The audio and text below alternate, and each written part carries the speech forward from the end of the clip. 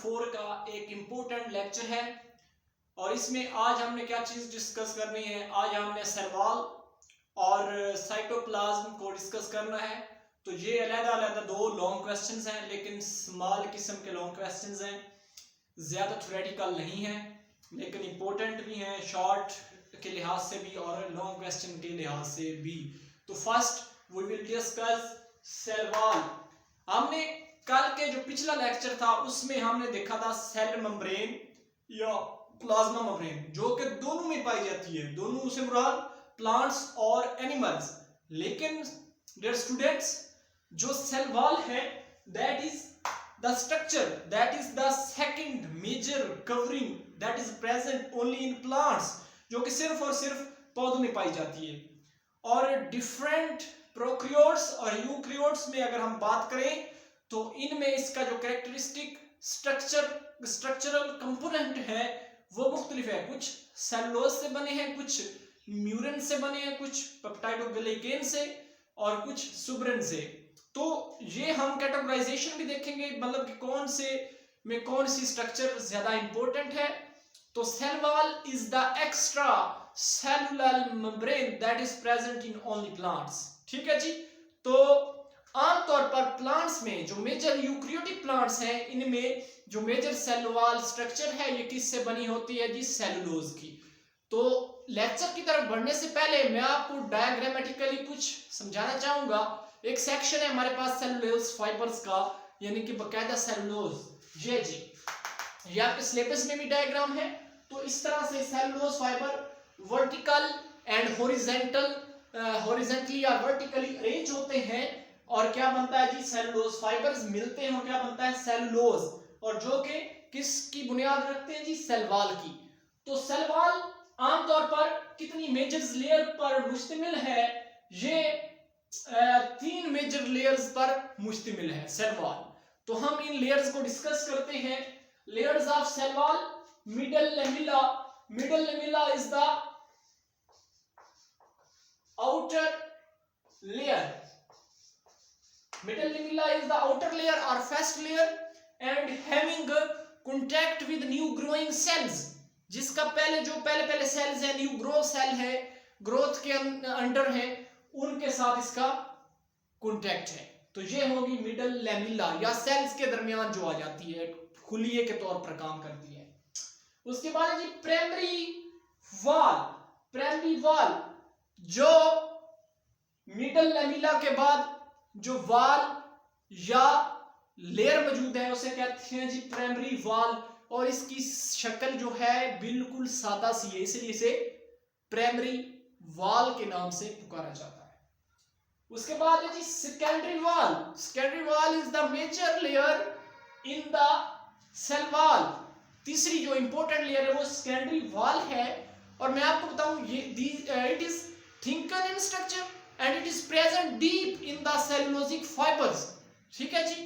तो ये होगी layers of cell walls। next है जी हमारे पास cell wall of prokaryotes and fungi। तो मैंने वो म्यूरिन, पेप्टाइडोग्लाइकेन, सुब्रिन या सेलुलोज की बात की। तो यहाँ पे कैटेगराइजेशन बकायदा आपके सिलेबस में मौजूद है कि प्रोकैरियोट्स में सेल वॉल जो है ये किस चीज की बनी होती है, और फंजाई में या फंगस में ये जो सेल वॉल है किस चीज की बनी होती है। डियर स्टूडेंट्स, अगर हम बात करें प्रोकैरियोट्स की तो उसके अंदर जो सेल वॉल स्ट्रक्चर है वो बनी होती है पेप्टाइडोग्लाइकेन और म्यूरिन की, मतलब कभी कुभार पेप्टाइडोग्लाइकेन और कुछ वैरायटीज है उनमें म्यूरिन पाई जाती है। अगर हम बात करें फंजाई की, फंगस की, तो उसके अंदर ये जो सेल वॉल है ये आमतौर पर काइटन की बनी होती है, काइटन। ठीक है जी। तो बाकी यूकैरियोट्स जो है उनके अंदर आमतौर पर सिंपली सेलुलोजिक फाइबर या सेलुलोज की बनी होती है। ठीक है जी। तो ये हो यहां तक। अच्छा, एंड पे इंपॉर्टेंट शॉर्ट क्वेश्चन है, functions of cell wall.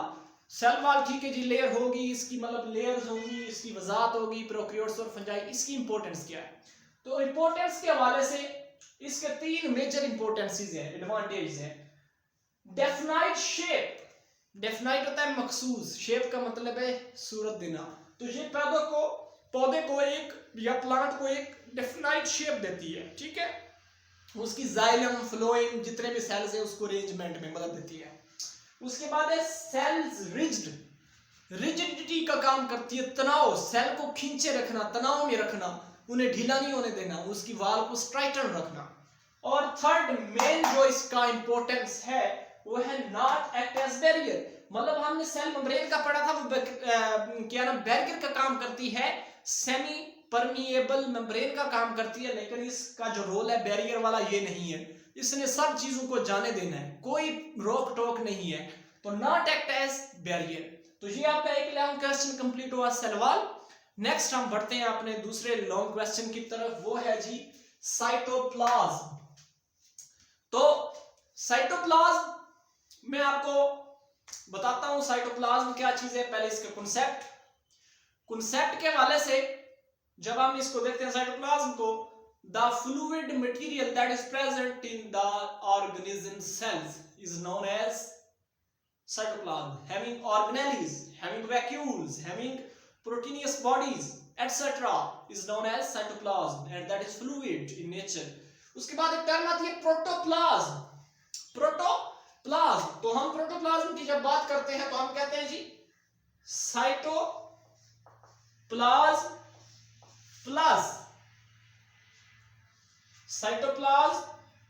Plus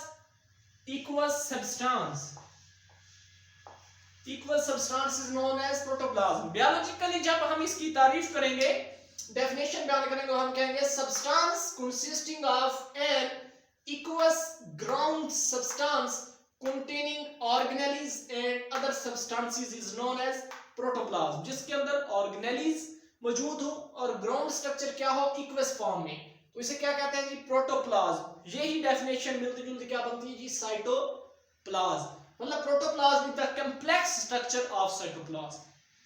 अच्छा जी, तो इसके दो हिस्से हैं साइटोप्लाज्म के या प्रोटोप्लाज्म के। पहला हिस्सा जो है वो है ऑर्गेनेल्स एंड इंक्लूजन्स।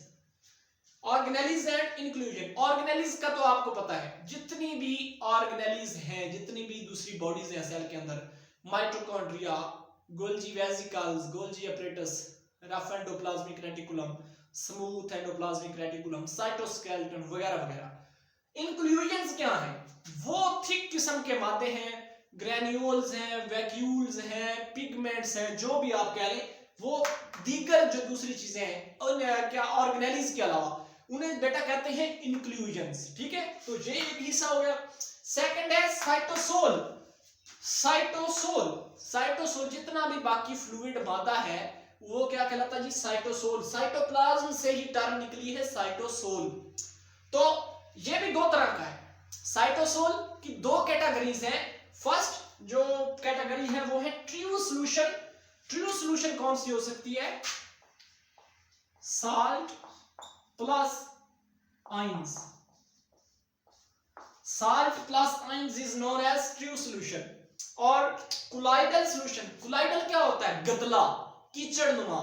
तो कोलाइडल सॉल्यूशन सेकंड है गाढ़े किस्म का या गदला हो जो सब्सटेंस, ठीक है, उसे क्या कहते हैं कोलाइडल सॉल्यूशन, जिसके अंदर पार्टिकल सब्सटेंडेड हो, ठीक है जी, अटके हुए हों दरमियान में, पार्टिकल्स बिगर इन साइज हो सॉल्यूशन के अंदर, उसे क्या कहते हैं कोलाइडल सॉल्यूशन। अच्छा, इसकी दो टाइप्स हैं, एक है sol is the thin solution and gel is the thick one. Sol क्या है, थिन है, पतला है। जेल क्या है, थिक है, गाढ़ा है, ना हिलने वाला। तो ये होगी, अगर मैं आपको डायग्रामेटिकली इसकी बता दूं, एक एनिमल सेल की फर्ज कर रहे हैं यहाँ पे, ये एक एनिमल सेल है सर्कुलर फॉर्म में। तो ये इसके अंदर, ये इसका न्यूक्लियस सेंटर में माइटोकॉन्ड्रिया, वेसिकल्स, बाकी ऑर्गेनेल्स नहीं बनाते, वैसे समझाने के लिए आपको बता दूं। तो ये जो मटेरियल बाकी है ऑर्गेनेल्स के अलावा, जितना भी फ्लूइड इसके अंदर मेम्ब्रेन के अंदर मौजूद है, उसे क्या कहते हैं, साइटोप्लाज्म। अच्छा जी, उसके बाद है इसके एंड पे क्या है, फंक्शंस ऑफ साइटोप्लाज्म। तो इसके फोर इंपॉर्टेंट फंक्शंस हैं साइटोप्लाज्म के। पहले नंबर पे स्टोरेज हाउस का काम करता है। जी, स्टोरेज हाउस मतलब एनर्जी को स्टोर करना या दीगर जो सब्सटेंसेस है, बायोलॉजिकल, ऑर्गेनिक और इनऑर्गेनिक सब्सटेंसेस को स्टोर करना। तो इस हवाले से आप ऑर्गेनेली ले लें। Mitochondria is the power house of cell, so it works as a storage house, energy के स्टोर का काम करता है। ठीक है, सेकंड नंबर पे है मेटाबॉलिक प्रोसेसेस। जितने भी प्रोसेस हो रहे हैं, फोटोलाइसिस देख लें, ठीक है जी, ग्लाइकोलाइसिस देख लें, मतलब ग्लूकोज का टूटना, फोटोलाइसिस लाइक का ब्रेकअप होना, इलेक्ट्रॉन खारिज करना, तो ये प्रोसेस आमतौर पर पौधों में हो रहे हैं रिस्पायरेशन के अमल के दौरान, एनिमल्स में कॉमन है। तो ये मेटाबॉलिक प्रोसेसेस में अपना किरदार अदा करता है। Point third, organelles. हाँ जी, वो तो हम डिस्कस कर चुके हैं कि इसके अंदर साइटोप्लाज्म के अंदर ऑर्गेनेलिज मौजूद है, मूव कर रही हैं, बकायदा रिहाइश पजीर है ऑर्गेनेलिज। और फोर्थ पॉइंट है स्ट्रीमिंग मूवमेंट। सेल के अंदर जो मादे हैं उनको स्ट्रीमिंग मूवमेंट्स देना। तो ये 4 किस्म के इंपॉर्टेंट फंक्शन है और बकायदा ये भी अलग से एक शॉर्ट क्वेश्चन बन सकता है। तो डियर स्टूडेंट्स, ये आज का चैप्टर नंबर 4 का आपका लेक्चर था, cell wall and cytoplasm. Next इंशाल्लाह मिलेंगे एक नए लेक्चर के साथ। अल्लाह हाफिज, वस्सलाम।